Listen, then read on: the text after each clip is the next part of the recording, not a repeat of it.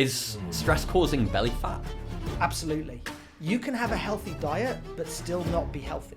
Look after your gut because your immune system depends on it, and your mind depends on it. What can I just do straight away as a small behaviour change?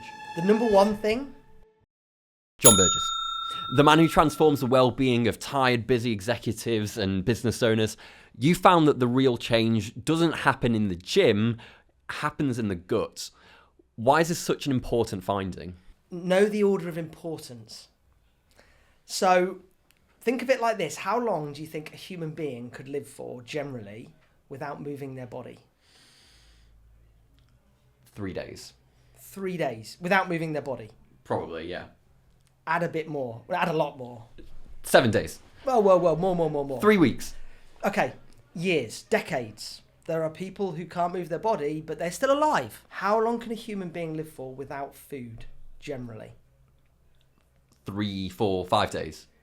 About 4 weeks, 5 weeks, maybe, around that. How long can a human being live for, generally, without sleep? I feel like I'll be closer on this one. Any sleep at all? Any sleep at all, 3 days. It's about 3 weeks. Terrible. You're going to get one right soon. Terrible. No, that's all right. You didn't know you were going to be put on the spot so much, did you? And who's going to ask all the questions? So, yeah, about 3 weeks, we would die of sleep deprivation. Things would shut down. It's game over. And then how long can we live for without water? If you say something similar to what you've been saying. 3 days? Around about 7 days, but we are talking days here, so that's good. Yeah, a few days without any water whatsoever, depending on the environment we're in, etc. too. And how long can we live for without breathing, generally? A few minutes. Minutes, yeah? So we need oxygen as a priority. After that, hydration. After that, sleep. And then it's high quality food, and we'll this is where gut health will come in, and nutrients. And then when we've got those foundations in place, movement becomes easy. You can have a healthy diet, but still not be healthy. Okay? Because there's a saying, you are what you eat. Yeah? And literally we are what we eat. We're walking, talking cells, trillions of cells all joined together. But it goes a step further. Mm-hmm. You are what you absorb.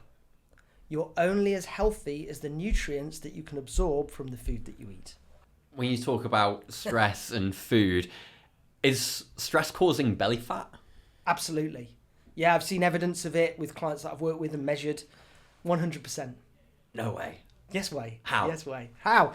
So I'm going to use one example of a client who I was coaching, and she was someone that I was working with who was quite stressed when she was at home, in England, but when she went to her home abroad for several weeks, she felt really relaxed. Because when she came back, when I measured her, the front of her waist had gone down significantly, but the side of her waist body fat measurement had shot up significantly.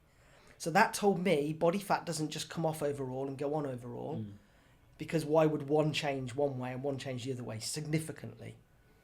And then we worked out why. Because she'd been sat in the sun lounger laughing and joking with her friends in the most beautiful environment, feeling super relaxed, way more relaxed than when she's at home. However, she drank a lot more wine and she ate a lot more bread and carbohydrates, which is wine is sugar and carbohydrates, which shoots up the side of the waist. More relaxed, more carbs. And there's another fascinating story as well, but I said, stop training in the gym. I said, what I want you to do is I want you to do some yoga, deep breathing exercises and relax your nervous system. Let's go in and get you sleeping well, because that wasn't too good. Let's get your nutrition cleaned up. Measured her again 4 weeks later, and with no sweat training, she dropped her waist measurement at the front of her waist in 4 weeks. And that really opened up my mind as well as her mind about, it's true, cortisol does store belly fat. Let's start with breathing. How do I breathe correctly? Place a hand on your abdomen, around your belly button and navel, and the hand on your chest. Take a nice deep breath in. Okay, you do what 99% of most people do, and that is they go... It's a shallow breath, it's into the chest, the shoulders raised, it's almost a sniff, and it's like over and done with within a second. Okay? That's what most people are doing. As I breathe, I'm breathing into my diaphragm first. And as that fills up, I then move up and breathe into the upper part of my lungs as well. So that's okay to rise, but later on, for me, I like to fill the diaphragm first. And then as you breathe out from the upper and the lower and the diaphragm, and empty the lungs. Do I have to breathe like that every single time I breathe? You know, you'd do nothing else all day if all you did was focus on breathing like that. Yeah. And you wouldn't be able to think about anything else. Breathing is so important. We do thousands of breaths a day. And if we can improve the quality of those breaths, even if it's not optimum, but we can improve it, it's worth it. What can I do tonight to help me with my sleep that doesn't involve a big purchase or supplements? What can I just do straight away? It's a small behaviour change. The number one thing would get your mind right. If someone was a poor sleeper, yeah, what happens is they identify as a poor sleeper. I'm a bad sleeper. I've had another terrible night. They're actually expecting a bad night before they've even got into bed, because their whole identity is, I'm not good at sleeping. I get terrible sleep. And the moment the whole identity of an individual is that person, they're less likely to find the right things and actually make them habits to make it happen as well. To go the opposite way and say, I'm a great sleeper, I'm going to get great sleep tonight, when someone's in a bad state with their sleep, they're going to be like, well, that's a whole lie. I can't do it. It's not true to me. Mm-hmm. I'm like, you don't have to go down that route yet. But just start telling yourself, my sleep's improving and it's getting better all the time. Because better can be 1%. But over 100 days, 1% improvement every night, would you take it? For someone who's struggled with their sleep for decades, some people. Let's talk about the guts and food, the top of the foundation, as it were. For people in Mill Street who are just so busy doing left, right and centre, living the entrepreneur life, why should they care about that so much as well? We are basically 10% human. We're 90% microbes, fungi and bacteria that live on us and in us.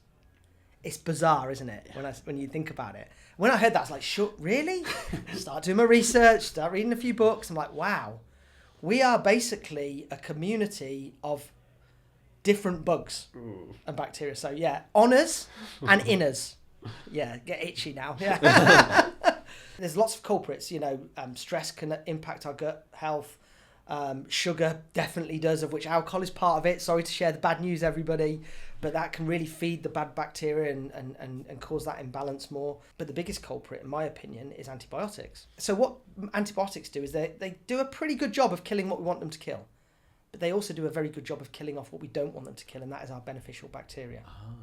What often happens, because most of our immune system is in our gut, so thinking about this for a business owner, they need to have a strong immune system, because if they're off sick, their business suffers in some cases.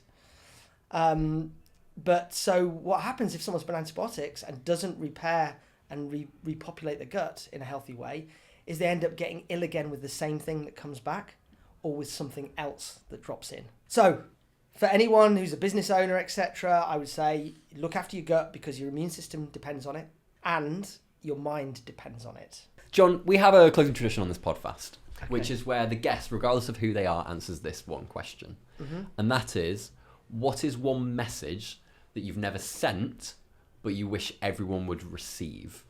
My favourite quote, and that was by Gandhi. Be the change you want to see in the world. Don't wait for anyone else. Be the example, be the shining light for others. Live your life like you would like other people to live. When did you learn that? About 20 years ago, I read it and it really landed with me. That's certainly been something that I think I've been doing. When I'm talking about health, it's because I've learned from experience as well as experience of others that I've worked closely with. So, about 20 years ago, I think. Amazing. Jon, thank you so much for your time.